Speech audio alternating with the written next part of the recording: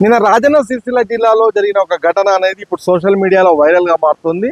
ఈ ఘటన ఎల్లారెడ్డిపేటలో జరిగింది. ఎల్లారెడ్డిపేట మండలము పదిరా, అదేవిధంగా రామలక్ష్మణపల్లె, ఈ రెండింటి మధ్య మానేరు వాగు కాజ్వే పై నుంచి ఉధృతంగా ప్రవహిస్తుంది.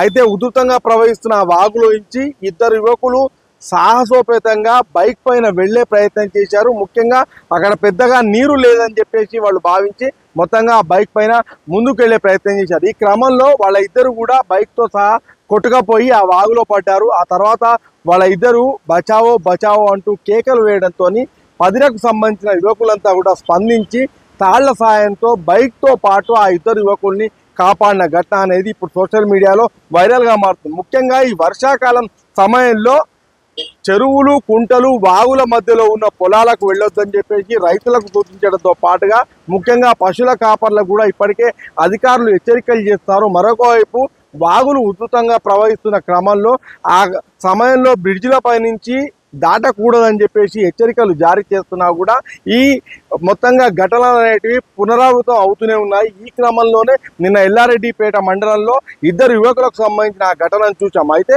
మొత్తంగా స్థానిక యువకులు స్పందించడంతో, మానవత్వంతో వాళ్ళు వెంటనే తక్షణమే స్పందించడంతో వాళ్ళ ఇద్దరు కూడా సురక్షితంగా బయటపడడంతో ఊపిరి పీల్చుకున్నారు. ఈ నేపథ్యంలో ఈ ఘటన ఇప్పుడు సోషల్ మీడియాలో పూర్తిగా వైరల్ గా మారింది.